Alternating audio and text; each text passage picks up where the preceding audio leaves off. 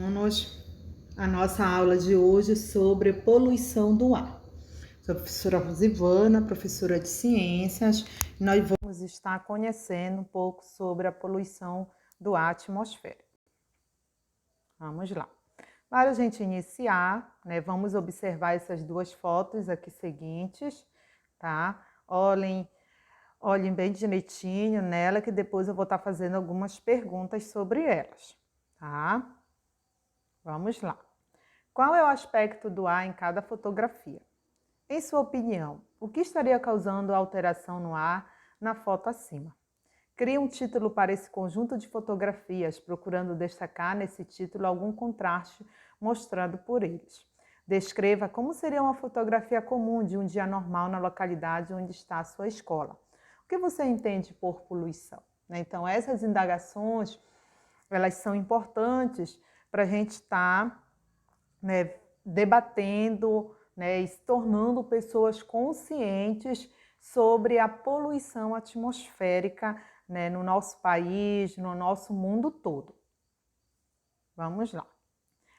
Uma erupção lança grande quantidade de fumaça e cinzas na atmosfera. Aqui nós temos uma erupção. O ser humano é responsável pelas grandes alterações climáticas no planeta? O que você acha? Então, essas indagações são necessárias para você entender o nosso assunto de hoje sobre a poluição atmosférica. Poluição. O que é a poluição? Entende-se por poluição a presença no ambiente de determinados elementos químicos e físicos provocado por qualquer forma de matéria ou energia resultante da ação humana, em doses prejudiciais aos seres vivos. As atividades humanas, principalmente nas sociedades industrializadas modernas, têm gerado diversos tipos de poluente: esgotos, resíduos industriais, gases tóxicos, substâncias radioativas e etc. A poluição ela afeta diretamente a saúde humana, além de prejudicar o equilíbrio dos ecossistemas naturais. Ao poluir o ambiente, a espécie humana põe em risco sua saúde e sua própria sobrevivência. Poluentes do ar atmosférico. Nós temos o dióxido de carbono, o monóxido de carbono aqui. Vamos conhecer alguns desses poluentes do ar atmosférico. O dióxido de carbono, o CO2, resulta da queima excessiva de combustíveis fósseis como gasolina, óleo e carvão. Uma camada espessa de CO2 é engrossada por outros gases, impedindo que o calor volte para as camadas mais altas da atmosfera, aumentando a temperatura e colocando em risco a sobrevivência de muitas espécies. Então, a camada de CO2, ela aprisiona o calor, a radiação infravermelha perto de nós. E isso nós chamamos de, causando o que nós chamamos o efeito estufa. Monóxido de carbono, CO. É um gás invisível e sem cheiro eliminado pelos escapamentos de veículos que pode ser muito perigoso, produzido pela combustão incompleta de combustíveis fósseis. Pode levar à asfixia e morte em ambientes fechados. A liberação do monóxido de carbono nos escapamentos dos carros, que nós estamos observando aí na nossa imagem.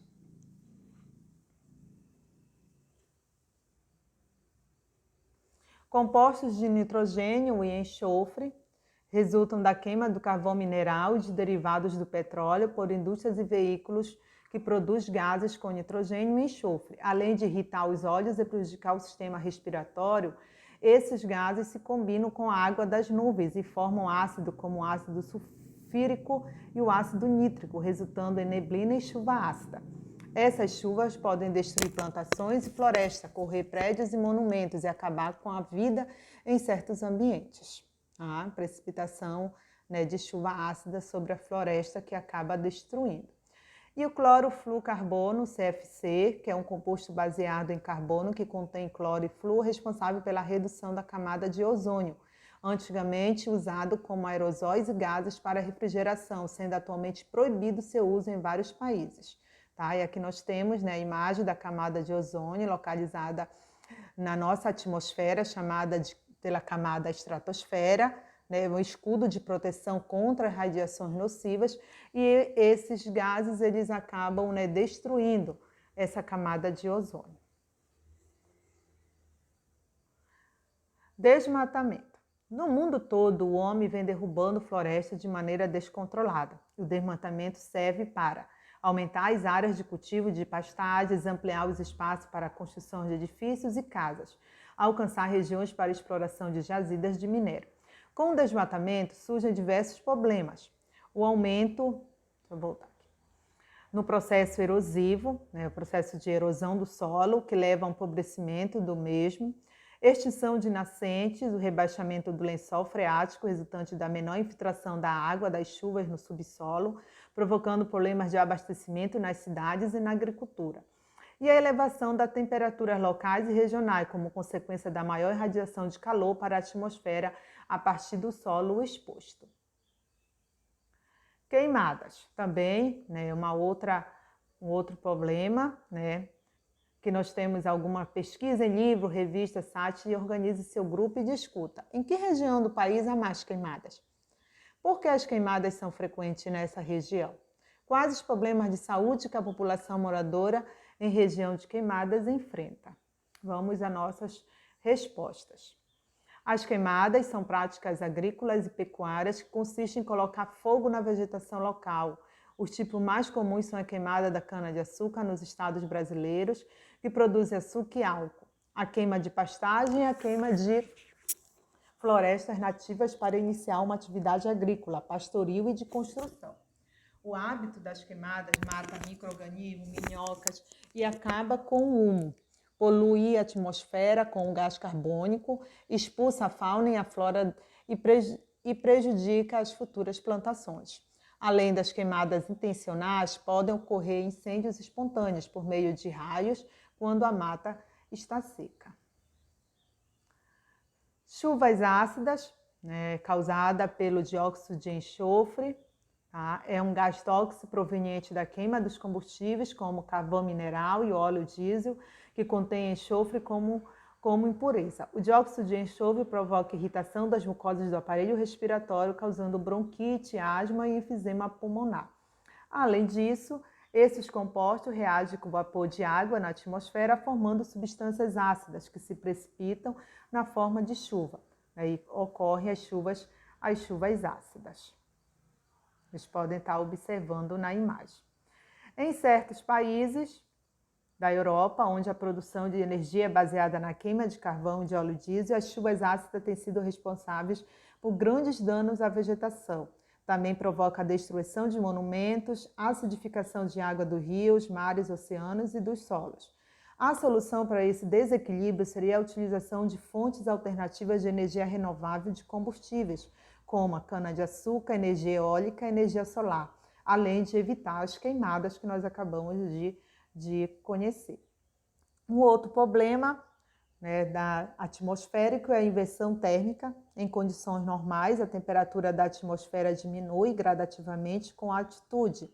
Essa gradação ou gradiente térmico permite que ocorra um fluxo ascendente de ar, no qual facilita a dispersão dos poluentes para regiões mais altas da atmosfera.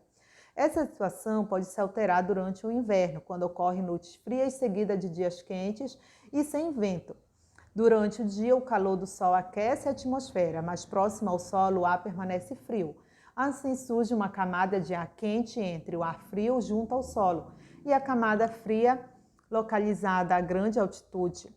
O ar quente atua como uma tampa que impede a dispersão dos poluentes. Esse fenômeno de inversão do gradiente normal da temperatura atmosférica é chamado de inversão térmica. Vocês podem estar observando, tá? Aqui na imagem, tá? O fluxo normal desses poluentes e o processo de inversão térmica, né? Que acumula os poluentes na superfície da Terra, né? Causando, né, a inversão térmica, causando uma temperatura maior, né? Ou seja, o ar frio ele não desce e permanece na superfície o ar quente. Vamos ver, né, alguns desequilíbrios desse processo. Nas grandes metrópoles, em decorrência da inversão térmica, os poluentes ficam aprisionados sobre a camada de ar quente próxima à superfície. Nessas ocasiões, ocorre um grande aumento de casos de irritação das mucosas e problemas respiratórios na população.